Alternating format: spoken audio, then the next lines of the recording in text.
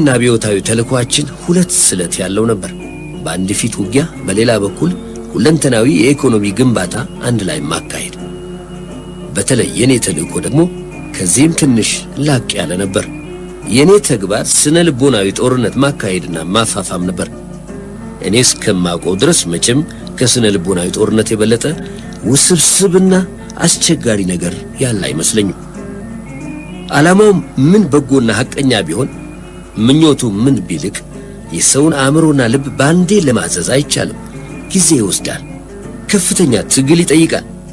የሰውን አእምሮና ልብ በቀላሉ ለማዘዝ ቢቻልማ ኖሮ መቼ ጦርነት ይኖር ነበር? የሰው ልጅ የወደፊት ጦርነት ድሉና ሽንፈቱ እዚህ ላይ መሆን አለበት። በሰው አእምሮ ውስጥ አንድ አእምሮ፣ አንድ ልብ፣ ዘላለማዊ ሰላም። የት እኮ ጦርነት የማይካሄድበት የዓለም አካባቢ የለም። ሁሉም ቦታ ጦርነት። የዓለም መገናኛ ዘዴዎች ሁሉ ተባበሩ፣ ለሰው ልጅ ትብብርና ሰላም ዘብ ቁሙ። ያለ ቅጥፈት የሚቀርባችሁ ነገር የለም። የራሴ ሐሳብ መልሶ እኔኑ አሳቀኝ። ለሚቀጥሉት 3 ወሮች ለማረፊያ ከተዘጋጀልን ከአስመራ ቤተ መንግሥት በስተጀርባ አብዮት ጎዳና ላይ ከሚገኘው ከዶክተር ዮሐንስ ቤት ደርሼ ጊዜያዊ አልጋዬ ላይ ሻንጣዬን ወርውሬ ነበር ወዲያውኑ የወጣሁት። የሰላም ዘንባባ የተሰኘ የቴሌቪዥን ፕሮግራም ለመስራት። ለምን እንደሆነ እንጃ የአስመራን ዘንባባዎች ባየሁ ቁጥር የሰላምና የፍቅር ስሜት ይቀሰቀስብኛል። ፕሮግራሙን በሰላም ላይ እንዲያተኩር የታቀደ ነበር።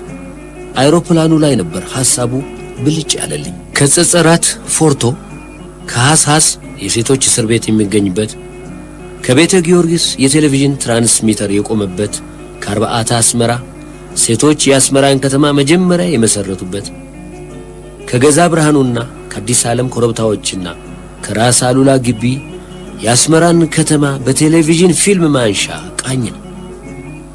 አስመሪቲ አስመሪና በምስራቅ በጸሎትና በቤተ ጊዮርጊስ፣ በምዕራብ በጸጸራት፣ በሰሜን በአክሪያና በአርባዓተ አስመራ፣ በደቡብ በአዲ ጓአዳድ ኮረብታዎች ተከባ በሰርባዳው ወለል ላይ ሆጭ ብሎ የፈሰሰ የባህር እንቁ የምትመስል ከባህር 7500 ጫማ ከፍታ ላይ የምትገኝ በሚገባ በተቀየሱ አውራ መንገዶችና መጋቢ መንገዶች በዘንባባ ዛፎችና ብርቅ በሆኑ አበባዎች፣ በሐረግ አበባዎች፣ በሽቶ ዛፎች እንደ ሙሽራ ያጌጠች ውብ ትንሽ ከተማ ናት አስመሪና።